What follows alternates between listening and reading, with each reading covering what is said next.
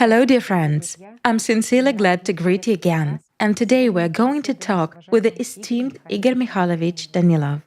Greetings. Igor Mikhailovich, in our videos, we said that the participants of the Creative Society project are like sowers. Each one follows the other and continuously sows, informs people about the Creative Society project, and sheds the light of truth on the dark sides of the consumerist format. Actually, we will only see the result when the whole planet becomes green. That is when we build the Creative Society. However, there are also interim results, which are extremely encouraging. We can already see that the seeds that have been sown are sprouting and bearing fruit. So many people have already joined the Creative Society project. Of course, there are also many people who know about the Creative Society project, but do not act yet. As they say, everything has its time. Some people probably need more time for this seed to take root, to realize and understand something for themselves.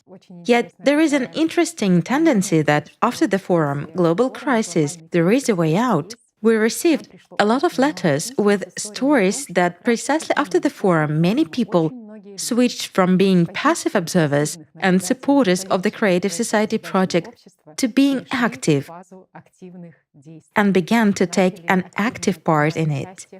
It is interesting that for some people it took months, whereas for others even years. At times they even cited the number that they only started taking an active part in the project after 2 years. Another very interesting observation is that all these letters include words of enormous gratitude to you, Igor Mikhailovich, and enormous gratitude to the participants of the Creative Society project for not giving up at some point, for not giving up now, for persevering in their actions and informing people. It is precisely thanks to this kind of personal example, thanks to this kind of joint teamwork, and I quote, "The seeds are sprouting even through the asphalt." By the asphalt, they even meant themselves in this case. A simple question.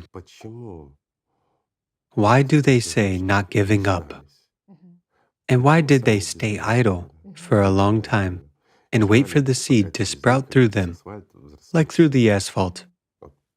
A simple question for you, friends. Why do so many people, well, not many, but all people understand that the Creative Society is what they want? It really is. But they sit back and do nothing. It might seem to be a simple question, while behind it, there are a lot of, I would say, serious topics, and each of them can be discussed individually. But to simplify, we can sum it up in one word. People do not believe in themselves. And this is really so. It is disbelief. That is so true, indeed. It's not that they don't believe in the Creative Society. The only person who can disbelieve in the Creative Society is someone who hasn't familiarized himself with it, who doesn't understand how simple and realistic it is, or someone who doesn't want it. However, only an idiot or a sociopath wouldn't want the Creative Society, as we already said, but every sane human being wants to live in the Creative Society. This implies tremendous opportunities. It's a completely different way of life. It is freedom. It's a genuine, truly genuine freedom, that kind of freedom for which people have been fighting for thousands of years, trying to find it. Whereas the Creative Society is exactly that genuine freedom for each and everyone. It is health. It is longevity. It's a different, beautiful world without evil and violence. Yes, evil will continue for a while, and many people are skeptical. How's that? How will you get rid of it? We won't get rid of it. It will disappear on its own. Everyone will simply work on themselves. Why? Because right now, in the consumerist format, evil means domination. In order to survive and be successful here, people sometimes have to be evil and awaken the animal nature in themselves. Actually, a human being is dual. We already talked about it more than once, and everyone knows it. On the one hand, a human is an angel, and on the other hand, a human is a beast. This consumerist format of ours promotes the domination of the animal nature in a person. Otherwise, he cannot survive in business or at work, and even in families. The animal plays a dominant role sometimes in order to establish order and be obeyed. There is constant struggle for survival, for dominance, and a mere desire to seem to be someone you are actually not. But here's a simple question. What is a human being in fact? In fact, What he should be is the angel. And this is really so. It's a free, loving being who exists forever. Not even one who exists, but who lives rather than exists. Angels actually live. It is us who exist in this consumerist format. Why? Because our lives depend on many factors. We cannot be truly free. No one in this world can. Why? We depend on even a small microbe. We depend on just anything. We depend on other people's will. Somebody simply wants to take something that doesn't belong to him, and millions of people already suffer. Isn't that so? This has been going on for millennia. Are we actually free in this world? No. Can we travel wherever we desire? Yes, we can, if that desire matches our capabilities. And that's it. But if we want to go on a round-the-world trip, to just up and go, this very day, we face a lot of problems, right? Firstly, not everyone has the money for it. Secondly, visas. Not everyone can freely cross various borders. And thirdly, and this is probably the main point, a person cannot come anywhere and simply survive in that region, not to mention being safe. This is really so, and that's our consumerist format. While in the creative society, excuse me, it is safe for a person everywhere, and doors are open everywhere. He has money to travel. A person doesn't have to work, and this is really so. Many people also say that there will be those who will do nothing. We have discussed this point more than once. They won't. People will develop their talents, and there are plenty of talents in people. This is indeed true. Look at the creative society participants. After all, there are people who were engaged in various kinds of work, far from what they are doing now. How many talents have awakened in people? A lot. How have people really changed? It's like they remove the blinders from their eyes and see that the world is much bigger than they thought it was before. And those people only took the path of volunteering. They want and strive to build the creative society for all. But even when they joined the project and began to actively take part in it, they saw many more opportunities and freedoms than they had seen in their entire lives. And they saw far more genuine, honest, and decent people among the volunteers building the creative society than they had seen in their entire lives. Isn't that wonderful? Igor Mikhailovich, another very interesting point is that indeed, when one looks at the participants of the Creative Society project, or at least when those who do not act yet look at them, they really doubt themselves. They do not doubt the project itself, and they do not doubt the truth that is being voiced. They doubt themselves, whether they will succeed in acting the way the project participants do now. They will. If they want to, they will succeed. Again, let's look at the participants. New people join every day. It's so amazing. It seems people are advanced in years, but they are so talented, so interesting. They convey this information to other people, and they do it creatively. This is really interesting. A person could be doing a completely different job all his life. In his entire life, he hasn't seen that freedom, while here he receives at least a little bit of it, even a small breath of it, tritely during informing people. This is liberating. Why? Far from everyone can approach a stranger and start a conversation with him. Do you know why? Consciousness holds people back. All of our stoppers are all in our consciousness. And when people get rid of these, I would say stereotypical anchors in their consciousness, they already gain freedom. Yes, here in the consumerist format, right now, a lot of people around the world are gaining that inner freedom, which gives us all hope for the future, for tomorrow. Why? Because if some can do that, others will be able to do it as well. And here, everything depends on the courage of a person himself, first and foremost. Of course, if a person is a coward, if he has been turned into such a slave, he is afraid. He is afraid even of his own shadow. It is hard for him to step over himself. But it's enough to take one step and see that the world is much wider, and people are much better than his consciousness told him. After all, there are a lot of people in the world. As of today, there are already more than 8 billion. And just imagine that each of them is endowed with the same soul as you are endowed with, my friend. Can they really be as bad as consciousness draws it? Yet, each of them has the same consciousness, which draws in the same way, and says that you are bad. But do you really agree that you are bad? And that's the answer. All of us are simply divided by our consciousness. There are no other stoppers. There's nothing else but our consciousness, because of which we still live in the consumerist format, whereas we should have already lived in the creative society for at least 1,000 years, or even more. That's the entire answer to what our consciousness is capable of. And who stands in our way? No one but our consciousness. We are divided exactly by our consciousness. And when it divides us, it also manipulates us, simply depriving us of the opportunity to truly live. Just tell me, what is happiness? A simple question.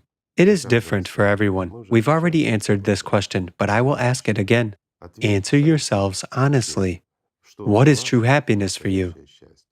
Igor Mikhailovich, you have so clearly noted that indeed the main barrier on a person's path to informing is actually consciousness. It is shaitan in his head. And I also paid attention to a comment from one of our viewers who says that she heard this insidious, cunning voice in herself saying, "They won't let us. They won't let us build the creative society." And she realized that the first person who doesn't let and doesn't allow it is basically she herself. She herself. She herself is the person who doesn't inform. She is the person who actually deprives herself Of the future. of those benefits and of the future. People deprive themselves of the opportunities and prospects that the creative society opens up and provides for a human being. You see, except us. No one and nothing hinders us. We are ruining our own lives. Let's just look. Let me examine the simple life of ordinary people, okay? There are millions of them. Whom will we take, a man or a woman? Let's take a woman. Okay, let's take a woman. For example. Why? Because men are stronger. They are more determined. Women are more affected by this life. A simple example. A woman gets married. Her husband eventually turns out to be an alcoholic, but they already have children. Somehow, they got divorced and went their separate ways. She gets married again. The husband is again an alcoholic, and she lives with him and suffers. Consciousness draws such an evil fate, yes. This is not an evil fate. It is she who creates such a problem for herself to the dictation of her own consciousness. Why? Because an egoist speaks in her. There is no other way to put it. And she is allegedly self-confident. She is allegedly so strong that she can wean a man from drinking. And she hopes every day that tomorrow she will cope with him. You see, it's a struggle for dominance. She will now re-educate an alcoholic, and he'll become a good man, the same as all women have. She couldn't cope with one man, so she got together with the second one, and she immediately sets a mindset for herself. I will definitely re-educate this one. I have a simple question. Are you a world-famous educator? Don't you feel sorry for your children? You've already thrown your life away. Well, isn't that so? In fact, it is really so. What did she see besides dirt, filth, and a drunken face? Pardon my bluntness, but it is so. It's not life, it's a nightmare. She just threw her life away. Messing with an alcoholic. An alcoholic is an egoist. We already discussed that. Due to certain reasons, he was unable to fulfill his talents. Being in such a psychologically depressed state, he hides his weakness and cowardice behind alcohol. Why cowardice? Because while being sober, he is afraid of this world. He sees that he is nobody, and he cannot do anything, and that this world is actually not the way alcohol draws it for him, or rather, consciousness draws it. When intoxicated with alcohol or drugs, it doesn't matter. Both alcohol and drugs change the perception of this world, and a person is in an illusion, where he means at least something, where it is easier for him to live. Well, it's easier for him, while it is worse for others around him. This is another way to collect vril. Why does an alcoholic or a drug addict collect vril? For consciousness, nothing more. In order to feed the demons in his head that create for him an illusion of his own importance. Meanwhile, all other relatives and friends just suffer and agonize. A question, what for? It's just a simple example of this woman. How many such women do you know, my friends? A lot of them, who give their lives away to try to re-educate an alcoholic. This is extremely difficult in this consumerist format. If a person himself has realized and wants to, he gives it all up and becomes a normal person. And he will never again touch either alcohol or drugs or anything else like that. But that's only if he has realized. But what if he has not? If he has not, then all his life he exists like an egoist, only for himself, just in order to drink these 100 grams or find some kind of a drug and change his illusion. Yet, what is all this for? Just a simple example. Yes, right. It is difficult to re-educate someone who doesn't want it. Of course. Sometimes even when you work on yourself, you realize that you crave these changes and transformations in your life. This is first of all. But this is enormous work, yes. That is, you understand why you need these changes, but you understand that this is enormous work, your personal work. You see, again, it is enormous work to re-educate an alcoholic. This is a life wasted in vain. And this is enormously hard work. A person has to endure a lot, sometimes even insults. That's a trifle. But there can also be beatings, scandals, and whatnot. You know, it's not life. It's not even in existence. It is, I don't know, slavery is probably better. With a good master, I mean, than such an existence.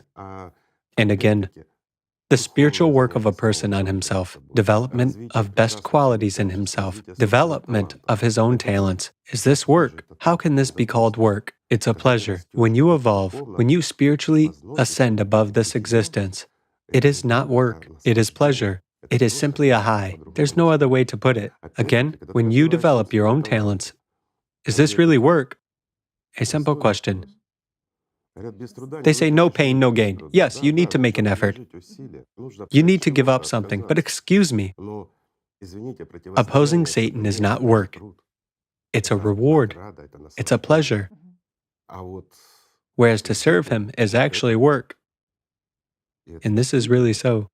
It's a pit from which it seems impossible to get out. But an angel has wings, and it is able to fly out of any pit into which Satan has thrown it.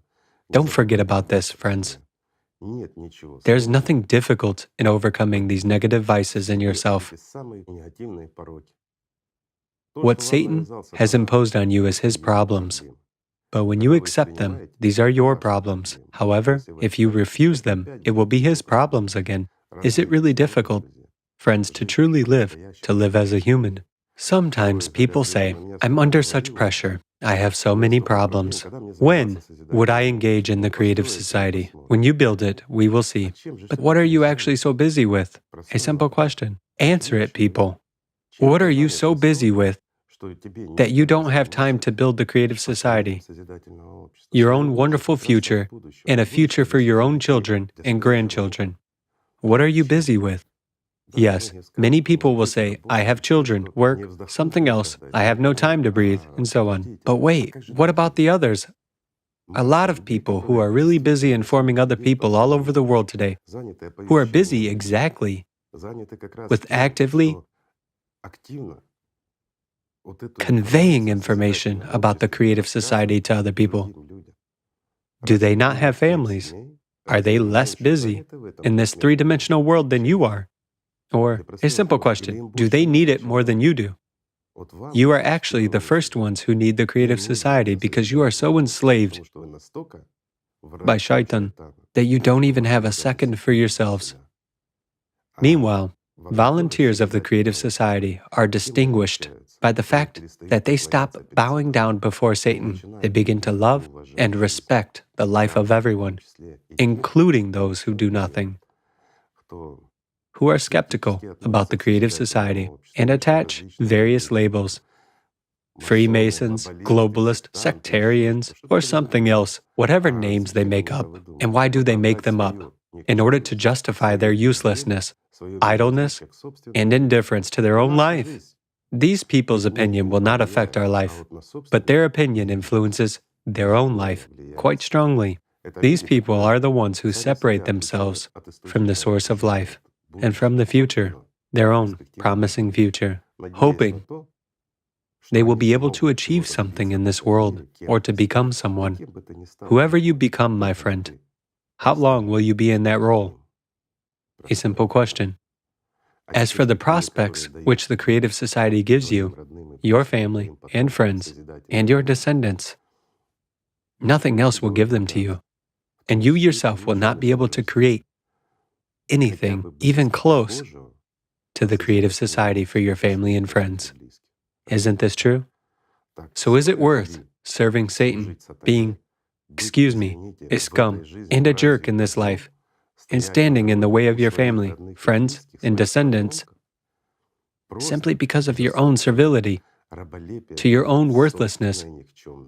Sorry for calling things by their proper names, but I'm trying to call them nicely and gently, although I really want to call them as they are. You should agree, this is true. Our laziness, our fear, all this is not ours. It's what is imposed on us. At least in our thoughts, every one of us seeks to rise above the whole world. And the only way for each person to rise above the whole world is to build the creative society. This is really so. Only in those conditions, let's say, in truly hothouse conditions, every person can awaken a lot of talents in themselves. Each of us is actually talented. That's true. However, sometimes we don't see it and lead an aimless life. Excuse me. When a true genius who hasn't evolved could yet bring so much benefit to people in any science, in physics, in philosophy, it doesn't matter. He could grace this world like the central and the largest diamond on a king's crown. But instead, a person's life boils down, pardon me, to sweeping floors after the king. There is a big difference between being a diamond and a garbage collector. You have to agree. Igor Mikhailovich, very many people justify their laziness by the fact that they don't have talents. Everyone has a talent. They basically bury their talents. It is actually our own consciousness, the one we sometimes perceive as ourselves, that hides all our talents. Remember, people, God didn't send humans here to be slaves of Shaitan. He sent and endowed everyone with a talent, and many people even with several talents. This is true. We just don't develop them. But we are also accustomed to the situation when the same demons as our personal consciousness are telling us everywhere, on TV, in the press, and all around, that true geniuses are born once every 100 years or even less often. Every person is a true genius. And we were supposed to complement each other and make this world really colorful and fantastic. We should have had Eden if we implemented all our talents. Do you know what I would compare this to? To puzzle pieces. Just imagine a jigsaw puzzle that depicts the most beautiful picture, a real Eden, a technologically developed one, where we explore, let's say, not only the moon or Mars, which people dream about and have never been to, but we explore other galaxies. We live life to the fullest, long, and happily, without diseases and without numerous problems. And this kind of picture is drawn on those puzzle pieces, where every puzzle piece is us, each of us. However, instead of having such a picture and being in it, we are all turned over and mixed up. For this very reason, our world is a mess. That's why we kill and deceive each other. That's why we create threats for one another. And that's why we sometimes hate each other. Because our consciousness merely tells us stories. We are so stupid that we listen to the beast inside us and follow its prompts, feeling something completely different at the same time. Have we really degraded so much? A simple question. I don't believe we have degraded that much.